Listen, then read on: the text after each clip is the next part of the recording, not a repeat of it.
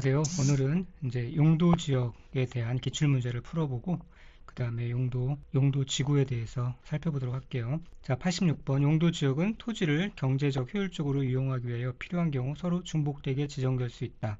용도 지역은 상호 간에 중복 지정될 수 없다라고 말씀드렸습니다. 그래서 틀린 지문이고요. 용도 지역은 필요한 경우 도시군 기본 계획으로 결정할 수 있다. 도시군 관리 계획으로 결정하는 지역을 말한다고 말씀을 드렸습니다. 도시군 관리 계획이죠. 틀렸고요. 저층주택 중심의 양호한 주거 환경을 조성하기 위하여 필요한 경우 일반 주거 지역으로 지정한다. 일반 주거 지역은 편리한이라고 그랬죠. 전양 일편. 그래서 일반 주거 지역은 편리한 주거 환경을 보호하기 위한 것이고요. 일반 주거 지역에서도 1종, 2종, 3종 그 순서대로 저, 중, 고 주택 중심으로 그렇게 구성되어 있습니다. 그 다음에 용도 지역을 다시 세부 용도로 나누어서 지정하려면 도시군 관리계획으로 결정하여야 한다. 네, 맞습니다. 도시군 관리계획으로 결정해서 다시 세분하여 지정하거나 변경할 수 있습니다. 국토교통부 장관이 용도 지역을 지정하는 경우에는 도시군 관리계획으로 결정한다. 국토교통부 장관이 도시군 관리계획으로 지정할 수가 있죠. 맞습니다. 그 다음에 공유수면의 매립 목적이 그 매립 구역과 이웃하고 있는 용도지역의 내용과 다른 경우 그 매립 준공지역은 이와 이웃하고 있는 용도지역으로 지정된 것으로 본다. 자, 뭐라고 그랬죠? 그 매립 구역과 이웃하고 있는 용도지역의 내용과 다른 경우였죠. 바로 이 경우입니다. 그 용도지역의 내용과 다른 경우, 그런 경우에는 이 위처럼 이웃하고 있는 용도지역으로 결정된 것으로 보는 것이 아니라 그 매립구역에 속할 용도지역은 도시군 관리계획으로 지정하여야 한다고 했습니다. 그러므로 틀린 내용이죠. 이렇게 이제 나온다는 것이고요. 그 다음에 92번 바다인 공유수면의 매립구역이 둘 이상의 용도지역과 이웃하고 있는 경우 그 매립구역은 이웃하고 있는 가장 큰 용도지역으로 지정된 것으로 본다? 그렇지 않고 둘 이상의 용도지역에 걸쳐 있는 경우에는 그 매립구역에 속할 용도지역은 도시군 관리계획으로 결정한다라고 말씀드렸습니다. 그 다음에 택지개발촉진법에 따른 택지개발지구로 지정 고시된 지역은 국토의 계획 및 이용에 관한 법률에 따른 도시지역으로 결정된 것으로 보지요. 자, 여기서 보면은 어항 택산전에서 택지개발지구는 택지개발지구로 지정 고시된 지역은 도시지역으로 결정 고시 의제됩니다. 그 다음에 그리고 관리지역에서 농지법에 따른 농업진흥지역으로 지정 고시된 지역은 국토의 계획 및 이용에 관한 법률에 따른 농림지역으로 결정 고시된 것으로 본다. 기억나시나요? 농이었죠. 관리지역에서 농지법에 따른 농업진흥지역으로 지정 고시된 지역은 농림지역으로 결정 고시된 것으로 봅니다. 맞았고요. 그 다음에 이제 도시지역이 세부 용도지역으로 지정되지 아니한 경우에는 용도지역의 용적률 규정을 적용할 때 보존녹지지역에 관한 규정을 적용한다. 자, 이 표 기억하시라고 그랬죠? 도시지역 중에 세부 용도지역으로 지정되지 아니한 이런 곳이 있을 때는 가장 규제가 센 보존녹지 지역에 대한 규정을 적용한다라고 말씀을 드렸습니다. 그 다음에 택지개발촉진법에 따른 택지개발지구로 지정 고시되었다가 택지개발 사업의 완료로 지구 지정이 해제되면 그 지역은 지구 지정 이전의 용도지역으로 환원된 것으로 본다? 아니죠. 개발 사업의 완료로 지구 지정이 해제된 경우는 지구 지정 이전 용도지역으로 환원되지 않습니다. 그 다음에 용도지역 안에서의 건축물의 용도, 종류 및 규모의 제한에 대한 규정은 도시군 계획 시설에 대해서도 적용된다. 도시군 계획 시설에 대해서는 적용되지 않는다고 그랬죠. 공익 목적의 시설이기 때문에 어떤 그런 용도 지역 안에서의 규모의 제한 규정에 적용되지 않습니다. 그 다음에 국토의 계획 및 이용에 관한 법령상 아파트를 건축할 수 있는 용도 지역은 나왔죠. 아파트를 지을 수 있는 곳이 이 세 가지라고 그랬어요. 전용주거에서는 2종 전용주거, 일반주거에서는 2종, 3종 일반주거, 그리고 준주거라고 했습니다. 그러니까 전용주거든 일반주거든 1종은 안 되죠. 그래서 1종 안 되고요. 2종 전용주거가 되죠. 이 계획관리지역은 원래는 여기 이제 내용이 있는데요. 원칙적으로는 아파트 건축이 안 되죠. 그러나 거기에서 계획관리지역에서 지구단위 계획 구역이 지정이 되면은 지구단위 계획으로 아파트를 건축할 수 있게 됩니다. 자, 그 다음에 99번에 국토의 계획 및 이용에 관한 법령상 용도지역별 용적률의 최대 한도는 표에 해당되는데요. 주거지역은 용적률이 제일 높은 게 준주거지역이죠. 그리고 500%, 준 5. 그 다음에 계획관리지역은 생자 계획해서 100%, 농림지역은 생자 계백 외에 다 나머지는 나8, 80%였죠. 실제 문제에서는 이렇게 안 나오고요. 이제 순서 찾는 거 그런 식으로 많이 나옵니다. 자, 밑에처럼 이렇게 나오는 거죠. 법령상 용도 지역별 용적률 최대 한도가 큰 순서대로 나열된 것은, 그러니까 용적률이 가장 큰 지역을 먼저 찾는 게 필요하죠. 자, 여기서 보시면 알겠지만 용적률에서 압도적으로 제일 큰 것은 이 상업지역입니다. 어떤 다른 지역에 있는 것보다도 용적률이 제일 높죠. 중1, 6은 순서대로 높은데 중심상업지역이 1500, 그 다음에 제일 낮은 근린상업지역조차도 900이 되죠. 나머지는 900 언저리 가는 것도 없죠. 제일 높은 게 이제 주거지역의 준주거지역 500%잖아요. 그러니까 상업지역을 먼저 찾는 게 중요합니다. 여기서 상업지역은 요거 하나 있네요. 그러니까 근린상업지역을 가장 큰 걸로 일단 잡아놓고 이게 첫 번째 순서가 되고요. 그 다음에 준주거지역이 그 다음으로 높습니다. 500이니까요. 2번. 그 다음에 이 준자 붙어 있는 게 대체로 용적률이 높아요.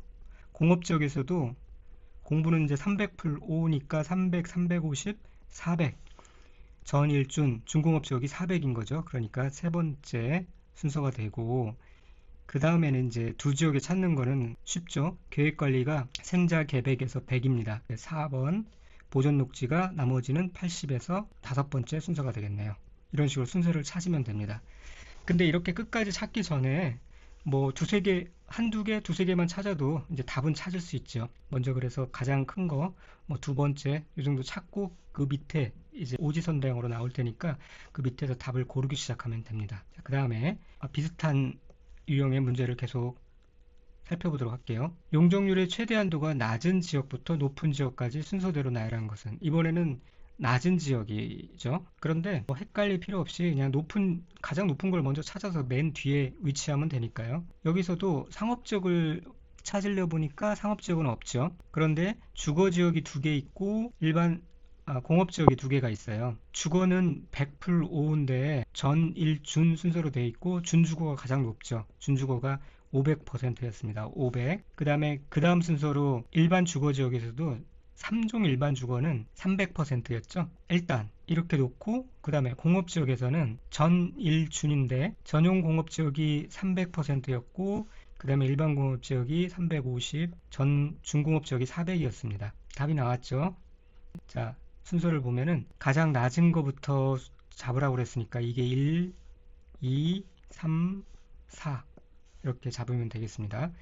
자, 그 다음에 용도 지역별 용적률의 최대 한도가 가장 큰 것은 라고 되어 있죠. 일단 상업지역 없고요. 주거지역이 이 세 가지가 나왔고 공업지역이 두 가지가 나왔어요. 주거지역에서는 용적률이 가장 큰 게 준주거지역이었죠. 그 다음에 공업지역에서는 중공업지역이었어요. 자, 그런데 준주거지역은 500이었고요. 전일준, 공업지역, 공부는 300+5라고 그랬죠. 그런데 전일준이고 50씩 늘어나니까 350, 400. 그래서 준공업지역은 400이었습니다. 가장 큰 것은 준주거지역이 맞죠. 그렇게 풀어주시면 됩니다. 그 다음에 건폐율의 최대 한도가 큰 용도지역부터 나열한 것은, 자, 이번에는 이제 건폐율 문제입니다. 주거지역이 두 개가 나왔네요.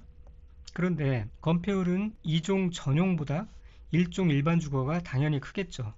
일단 이 둘 중에 큰 것은 니은번이고요. 그리고 계획관리지역은 개사 살면 되겠어 라고 했죠. 40%. 공업지역은 다 02, 07나 70. 자, 이 정도만 풀고도 이제 답은 찾을 수 있습니다. 실제로 문제에서는 이 순서를 조합하면은 이 밑에 답이 이제 나오게 되어 있는데, 좀 더 구체적으로 전용 주거지역, 일반 주거지역 건폐율도 보면은 5, 5, 6, 6, 7이었죠.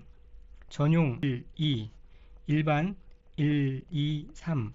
이게 5, 50, 50, 60, 60, 제 3종만 50으로 떨어졌다가 준주거지역이 70으로 뛰죠. 그래서 5, 6, 7, 3호 하면서 살자. 예, 그렇게 외웠던 것을 기억하실 겁니다. 그래서 제1종 일반 주거지역은 60이었고 제2종 전용 주거지역은 50이었습니다. 이 순서를 맞추면은 디귿, 니은, 기역, 이열이 나오겠죠. 네, 그래서 좀 훈련이 필요합니다.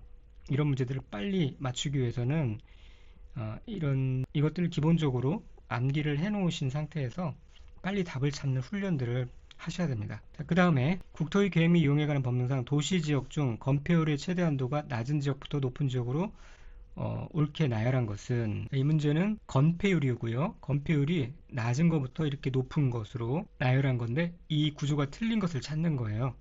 자, 1번에서는 중심 상업지역이 제1종 전용 주거지역보다 더 낮게 돼 있죠. 이건 바로 틀린 거를 아셔야 되고요. 여기도 유통상업지역이 나오는데 유통상업지역은 전일 6은에서 9, 8, 87, 80이고 중공업지역은 전일 준에서 전체 다 70%였잖아요. 이것도 이 구조에서 보면 틀린 거죠. 그렇게 찾아버리시면 됩니다. 일반 상업지역 중1, 6은 9, 8, 82였고 준주거지역은 5, 5, 6, 6, 5, 7, 5, 6, 7, 70이었잖아요. 이것도 틀린 거고요. 일반 상업지역과 중공업지역이 나왔는데 일반 상업지역이 더 높죠. 중공업지역보다. 일반 상업지역은 80이었고 준공업지역은 70이었으니까요. 이것도 틀린 거고요. 바로 답이 나왔죠. 5번. 이런 식으로 상업지역 위주로 판단을 하시면 빨리 답을 찾을 수가 있습니다. 자, 그 다음에는 이제 용도지구에 대해서 이론을 배우신 다음에 다시 기출문제를 또 살펴보도록 하겠습니다. 자, 지금은 이제 용도지역을 배웠고 또 용도지구를 배울 차례고요. 다음 시간에는 이제 용도구역에 대해서 살펴볼 겁니다.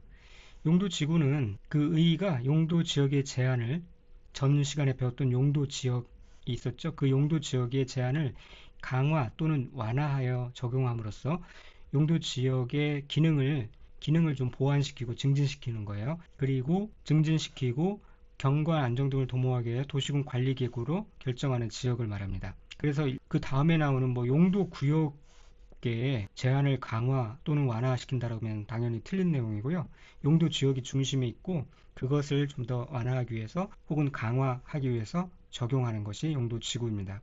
그래서 일반 하나만 강화하여 적용한다 또는 완화하여 적용한다 라고 하면 틀립니다. 강화 또는 완화하여 적용한다 라고 해야만 맞는 내용이 되고요. 이 용도지구는 용도지구와 다음에 배울 용도구역은 중복해서 지정할 수가 있어요. 그 용도지역만 중복 지정이 안 되는 거죠. 그래서 여기서 지금 용도지역, 용도지구, 용도구역 이렇게 비슷하게 세 가지 용어가 나오는 통에 이게 헷갈리면은 알고도 틀리거나 그럴 수가 있거든요. 그래서 이 순서대로 이거를 정확하게 알고 계셔야만 헷갈리지 않고 의미를 파악할 수가 있어요. 그래서 이렇게 한번 암기하면 어떨까 싶습니다. 지, 구, 구, 그런 다음에 앞에 용도자를 붙이면 되죠. 네, 지지구, 역구역. 그래서 용도지역, 용도지구, 용도구역 이렇게 순서대로 진행되고 이 세 가지 지역의 지구의 역학관계가 성립이 된다라고 생각을 하시고 이 순서대로 이렇게 지지구, 역구역을 꼭 암기해 두시면 내용 파악에 큰 도움이 될 것입니다. 자, 그러면 용도구역은 어떻게 지정되냐면은 이 국토교통부 장관, 시도지사 또는 대도시장이 이제 용도지역을 지정할 수 있는 결정권자인데 다음에 이 경관지구, 취락지구 쭉 나오는데 이 어느 하나에 해당하는 용도지구의 지정 또는 변경을 도시군 관리계획으로 결정하게 됩니다. 무엇이냐면은 경치광복의 복특방고, 경치방을 보고 계약하려고 복특방에 가자. 복특방고, 경치방복의 복특방고 이렇게 암기하시면 좋습니다. 그래서 어떤 것이냐면 경관지구, 취락지구, 방제지구, 경치방, 보호지구, 개발진흥지구. 여기까지는 이제 세분이 되고요. 그 밑에 복특방고, 복합용도지구, 특정용도 제한지구, 방화지구, 고도지구는 세분이 되지 않습니다. 자, 이렇게 9개가 있다는 것 먼저 이 순서대로 좀 암기해 두세요. 그 다음에 이 세분되는 대통령령에 의해서 세분되는 것을 살펴보면은 먼저 경관지구가 자연경관지구, 특화경관지구, 시가지 경관지구가 있어요. 그래서 이거를 경자특시라고 암기하시면 되겠습니다. 자연경관지구, 특화경관지구, 시가지 경관지구가 있어요. 그 내용은 자연경관은 이렇게 자연경관을 보호하는 것이고 특화경관지구는 이 수변이라는 키워드를 유의해 주시기 바랍니다. 지역 내 주요 수교의 수변 또는 문화적 보존 가치가 큰 건축물의 주변의 경관 등을 보호하는 거예요. 이 연못이나 호수 이런 주변 경관 등 그런 게 아름답잖아요. 그런 수변을 보호한다 그렇게 생각하시면 되고 시가지 경관지구는 지역 내 주거지, 중심지 등의 시가지 경관을 보호하는 것입니다. 그래서 나머지 자연경관과 시가지 경관은 특별한 문제가 없는데 이제 특화경관지구에 수변이라는 키워드가 들어간다는 걸 유의하시고요. 그 다음에 취락지구에는 취자집에서 자연취락지구와 집단취락지구가 있습니다. 자연취락지구에는 녹관농자, 녹지지역, 관리지역, 농림지역 또는 자연환경 보전지역 안에 취락을 정비하기 위해 필요한 지구입니다. 그 다음에 집단취락지구는 개발제한구역의 취락을 정비하기 위해 필요한 지구입니다. 집계를 꼭 알고 계셔야 되고요. 그 다음에 방제지구에는 자연방제지구와 시가지 방제지구, 방자시 이렇게 있습니다. 아까는 경자특시였죠? 그런 시가 있고 여기에는 또 방자시가 있어요. 자연방제지구는 토지 이용도가 낮은 지역으로서 재해방이 필요한 지구이고요.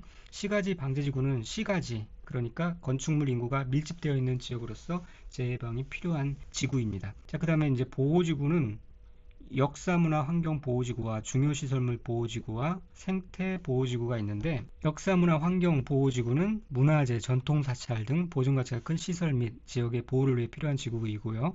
중요시설물 보호지구는 항만공항, 이런 중요시설물의 보호를 위해서 필요한 지구입니다. 생태계 보호지구는 이런 곳이고요. 그 다음에 개발진흥지구. 개발진흥지구에는 주, 산, 관, 복, 특이 있어요. 그래서 먼저 주거개발진흥지구는 주거기능 중심으로 개발장비가 필요가 있는 지구고요. 그 다음에 산업유통개발진흥지구는 공업 및 유통 물류 기능을 중심으로 개발 정비할 필요가 있는 지구를 말해요. 산업유통개발진구에 이 공업이라는 키워드가 들어간다는 것 꼭 알고 계셔야 되고요. 그 다음에 관광휴양개발지구는 관광휴양 기능을 중심으로, 그 다음에 복합개발진흥지구는 주거기능, 공업기능, 유통 물류 기능 및 관광 휴양 기능 중 둘 이상의 기능을 중심으로 개발할 필요가 있는 지구를 말합니다. 여기서도 복합개발지구에 이 공업 기능이 있다는 것을 꼭 알고 계셔야 되는데, 이 대신에 뭐 상업 기능이나 교통 기능 같은 거 들어가면은 틀린 답입니다.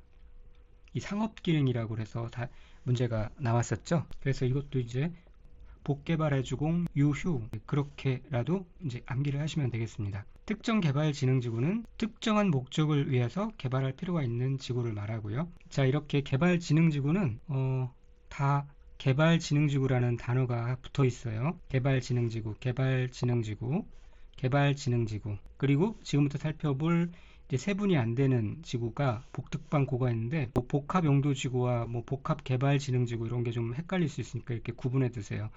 개발진흥지구는 다 이렇게 개발진흥지구라는 단어가 붙고, 그와 별도로 복합용도지구가 있습니다. 복합용도지구는 효율적이고 복합적인 토지 이용을 도모하기 위해서 특정 시설의 입지를 완화할 필요가 있는 지구를 말해요.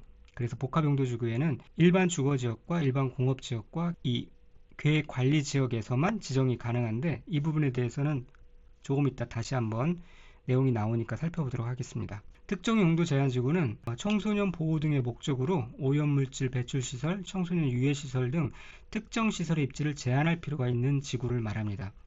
그래서 위락시설이나 숙박시설 이런 거를 설치를 못하게 하는 거죠. 방화지구는 화재 위험을 예방하기 위해서 필요한 지구고요. 고도지구는 건축물 높이의 최고 한도를 규제할 필요가 있는 지구를 말합니다. 예전에는 최저한도도 규제를 했었어요. 그런데 지금은 최저한도 규제 규정은 없어졌고 최고 한도만 있습니다. 그 다음에는 이제 조례에 의해서도 용도지구를 세분 및 지정할 수가 있는데, 조례에 의한 세분으로는 특정 용도 제한지구, 중요시설물 보호지구, 경관지구가 있는데 뭐 중요한 내용은 압니다. 이렇게 암기해 두시면 되겠고요. 그리고 용도지구 외의 용도지구의 지정 변경을 이 도시군관리계로 결정할 수 있다는 것 알아두시고, 그런데 이렇게 도시군 관리계획으로 지정하거나 변경을 할 수 있으되 무분별하게 하면 안 되니까 이런 좀 제한사항을 두고 있어요.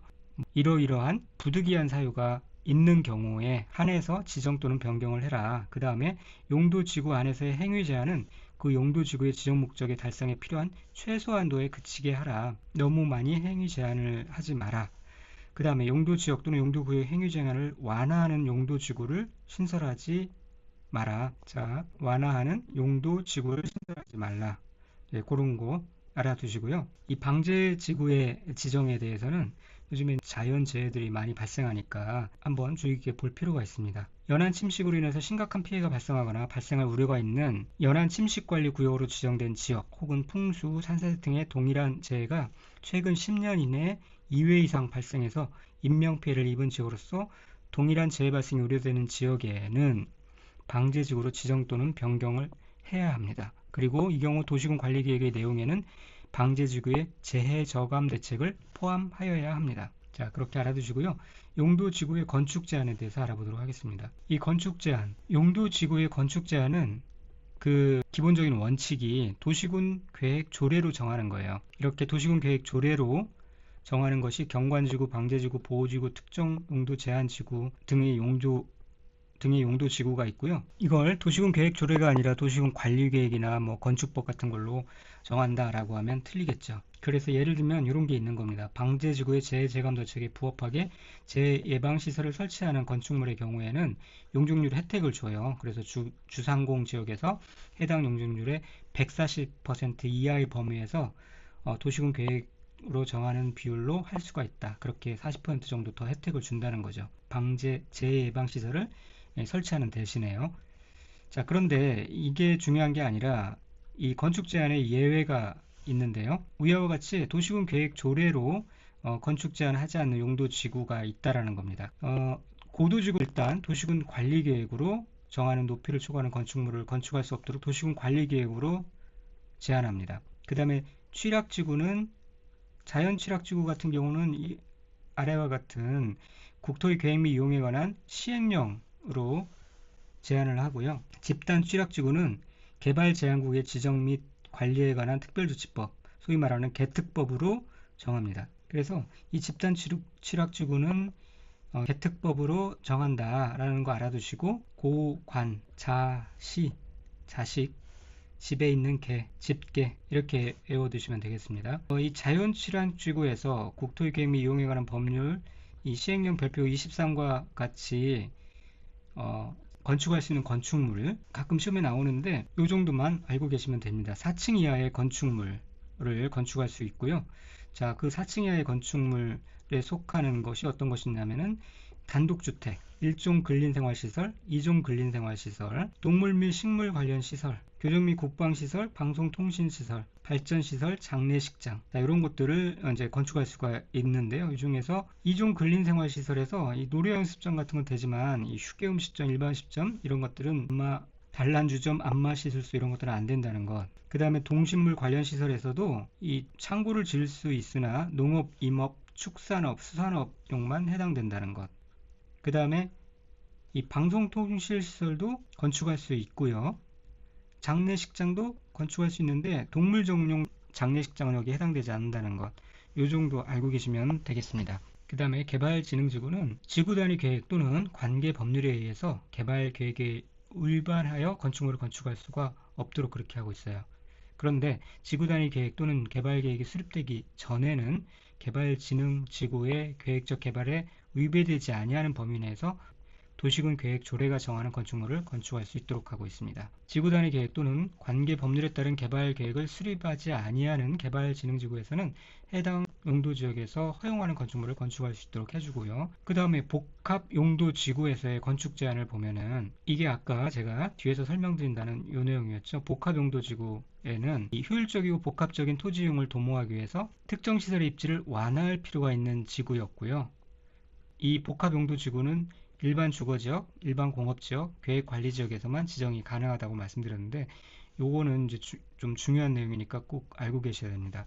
그래서 일단은 이 지정 가능한 지역이 일반 주거지역이라는 것, 일반 공업지역이라는 것, 계획관리지역이라는 것, 이 세 가지를 알고 계셔야 되는데 이렇게 암기하시면 됩니다. 원래는 뭐 1 개였는데 1이 일반 주거인지 일반 상업인지 뭐 또 헷갈리니까 그냥 이렇게 해오세요. 일주일에 1일 공부하는 계획을 짜야 이 복합용도지구에 들어갈 수 있다. 그래서 일주, 일반 주거지역, 1일 공부, 일반 공업지역, 계획관리지역 이렇게 확실하게 암기하시면 됩니다. 자, 보시면 그래서 일주, 일반 주거지역 여기에서는 일반 주거지역에 이 복합용도지구가 지정이 되면은 그러면은 원래는 이제 일반 주거지역에 관한 그 용도지역에 제한이 적용되는데 이렇게 일반 주거지역에 복합용도지구가 지정이 되면은 한 단계 띄어서 이 준주거지역에서 허용되는 건축물까지 건축할 수 있도록 좀 풀어준다는 거예요. 이 복합용도지구에 맞게 좀 제한을 풀어준다는 거죠. 자, 그래서 원래는 준주거 지역에 허용되는 건축물 이런 것까지 다 할 수는 있는데, 그런데 이제 주거 지역이다 보니까 준주거 지역에서 허용되는 건축물을 다 건축할 수 있대 마관동 위험물 공장에서 이런 것들은 건축할 수 없다. 안마시설소, 관람장, 동물 및 식물 관련 시설, 오염물 저장 및 처리 시설, 공장, 장례시설 이런 것들은 건축할 수 없다. 자, 이 말을 다시 한번 좀 설명을 파란색 했죠. 일반 주거지역의 어느 부분에 만약에 복합용도지구를 지정하면 준주거지역에서 허용되는 건축물을 건축할 수 있대. 다만 마관동 오염물 공장은 건축할 수 없다. 그런 뜻입니다. 정확하게 뜻을 알고 계시고요. 그 다음에 일일 공부 계획을 짜야 들어가죠. 일반 공업지역, 이 계획관리지역이 있는데 일반 공업지역에서 복합용도지구가 이렇게 지정이 되면은 일반 공업보다 좀 더 유연성이 높은 게 이제 그 바로 다음 단계에 있는 준공업 지역이잖아요.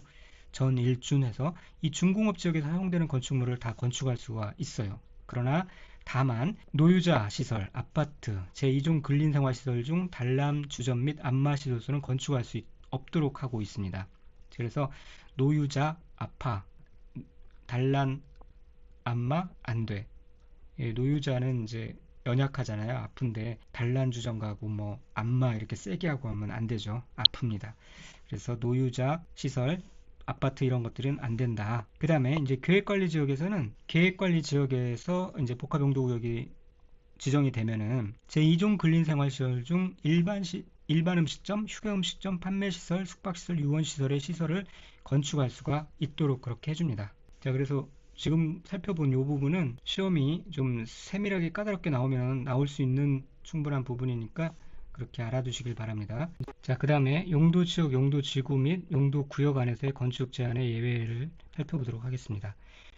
용도지역, 용도지구 안에서의 도시군 계획 시설에 대해서는 용도지역, 용도지구 안의 건축 제한에 관한 규정을 적용하지 않습니다. 왜냐하면 도시군 계획 시설은 공익시설이므로 용도지역, 용도지구 안의 건축 제한 규정을 적용하지 않는다는 의미인데요. 그럼 용도구역은 어떠냐? 예, 용도구역도 건축 제한 규정을 일반적으로 적용받지 않습니다. 일부 뭐 적용받는 것도 있을 수 있는데 용도구역도 적용받지 않아서 이 내용은 이렇게 좀 지우시면 되겠습니다. 나중에 교재에는 적용을 하도록 하겠습니다. 그래서 공이 이 도시군 계획 시설은 그런 용도지역, 용도지구, 용도구역에 어떤 그런 제한을 받지 않는다. 건축 제한 규정을 받지 않는다. 그렇게 알고 계시면 되겠습니다. 그 다음에 경관지구, 고도지구 안에서의 리모델링이 필요한 건축물에 대해서는 건축물의 높이, 규모 등의 제한을 완화하여 제한할 수 있다. 좀 풀어줄 수 있다라는 얘기죠. 제한한다니까 뭐 더 못하게 하는 게 아니라 그 완화해서 제한할 수 있다라는 조금 헷갈리게 표현하고 있죠. 방제지구 안에서 행위 제한을 보면은 방제지구 안에서는 용도지구 안에서의 건축 제한 중 층수 제한에 대해서는 1층 전부를 필로티 구조를 하는 경우 필로티 부분을 층수에서 제외합니다. 자, 이런 부분은 이제 건축법에서 또 다룰 것입니다. 자, 이상과 같이 용도 지역 그리고 이번 시간에 용도 지구에 대해서 살펴봤고요. 다음에는 이제 용도 구역에 대해서 알아보도록 하겠습니다. 감사합니다.